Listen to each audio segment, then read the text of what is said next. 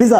ओ भाई, पिज़्ज़ा में क्या खराबी है जो बुजुर्गों ने इसको इतनी बुरी खुराक बना दी है और बच्चे उनसे ऐसे डर डर के खाते हैं कि पता नहीं जैसे कोई जहर खाने लगे। पिज़्ज़ा एक बेहतरीन खुराक है, और खाएं आप भी, बेशक आप 50 साल के हैं, 60 के हैं, 70 के हैं, खाएं। खराबी क्या है इसमें, एनालिसिस कर लेते हैं। नंबर वन, इसके अंदर भाई चीज़ है, पनीर, मिसिंग फैक्टर जो आपके खाने के अंदर है। बेहतरीन प्रोटीन और कैल्शियम का सोर्स है जो आप नहीं खाते, आपको खाना चाहिए। दूसरे नंबर पे चिकन है, वही चिकन आपके दूसरे घरों में भी तो पकता है, आपके 3-4 दिन आपके घर में पकता है, वो इसी में भी वही चिकन है। हाँ, अगर आपको चिकन नहीं पसंद, आप इसमें बीफ मटन का भी आप इनकॉर्पोरेट करवा सकते हैं।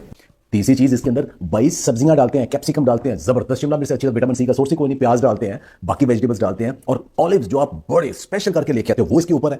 फिर इसके अंदर क्या डालते हैं, फिर इसके अंदर डालते हैं क्रस्ट जो कि बनता है मैदे से, सबसे बड़ी ये खराबी है। लेकिन अब आपको थिन क्रस्ट यानी पतले वाले से, यानी जिससे कम मैदा होता है वो, और दूसरा इसके अंदर जो साइड वाली जगह होती है जहां ज्यादा मैदा होता है उसके अंदर भी फिलिंग करते हैं, तो आप उसके अंदर फिलिंग करवा लें, क्रस्ट को थिन करवा लें। बाकी तो इसमें सारा कुछ हेल्दी है। ऊपर सॉसेज डालते हैं जो कि मायोनीज वगैरह उनकी अपनी बनाई होती है, हाँ उसमें हो सकता है कुकिंग ऑयल बुरा हो।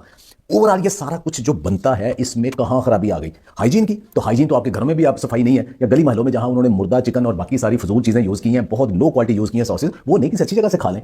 आप घर में भी अगर बनाएंगे तो उसमें वेजिटेबल ज्यादा करें। हाँ, एक चीज उसमें इंप्रूव हो सकती है जिसमें मैं बड़े अरसे से ट्राई कर रहा हूं कि आटे की बजाय इसमें मल्टीग्रेन आटा, यानी मैदे की बजाय मल्टीग्रेन अगर आटा इस्तेमाल कर लें तो क्या बात है, दुनिया में मिलता है, यहां नहीं है। इवन ग्लूटेन फ्री पिज्जा भी मिलता है, वो यहां नहीं है, उसकी आप ट्राई कर लें। अस्सलामुअलैकुम। उम्मीद करता हूँ कि तमाम दोस्त जो हैं वो खैरियत से होंगे। आपने शहज़ाद बसरा साहब की जो है वो वीडियो देखी। जब ये शुरू में आए तो इन्होंने कहा जनाब जी कार्बोहाइड्रेट्स भी छोड़ दो, रोटी भी छोड़ दो, चावल भी छोड़ दो, पिज़्ज़े छोड़ दो, फास्ट फूड छोड़ दो, बर्गर छोड़ दो, शवारमे छोड़ दो, समोसे छोड़ दो, फलां छोड़ दो, टमकान छोड़ दो। तो अब आहिस्ता आहिस्ता जो है ये मतलब चावल भी लोगों को खिला रहे हैं और रोटी भी खिला रहे हैं, लेकिन मल्टीग्रेन आटे की वो विरसा का जो आटा है ना, वो मतलब पैसे दे के ते वो तुसी खरीद के वो आटा महंगा ते ਉਹਦੇ जनाब जी रोटी पका के खा सकते हो। तो पिज़्ज़ा भी तुसी खा सकते हो। क्यों? तुसी सुनिया नहीं? ਇਹਦੇ ਵਿੱਚ चिकन ਹੁੰਦਾ है, ਇਹਦੇ ਵਿੱਚ चीज़ ਹੁੰਦਾ है, ਇਹਦੇ ਵਿੱਚ जनाब जी सब्जियां ਹੁੰਦੀਆਂ ਨੇ, ਇਹਦੇ 'ਚ जनाब जी ਉਹ ਹੁੰਦੀ ਹੈ शिमला मिर्च ਹੁੰਦੀ है, ਇਹਦੇ 'ਚ ओलिव्स ਹੁੰਦੇ ਨੇ। ਤੇ बस मसला है कि ਇਹਦੀ ਜਿਹੜੀ बेस है ना ਉਹ ਤੁਸੀਂ ਮਲਟੀਗ੍ਰੇਨ ਆਟੇ ਦੀ ਬਣਾ ਲਵੋ।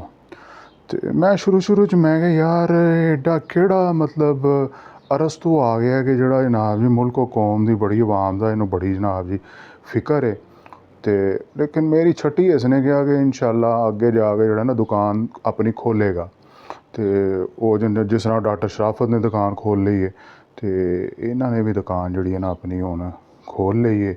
तो पिज़्ज़े खूब खाओ, लेकिन मल्टीग्रेन आटे के पिज़्ज़े खाओ।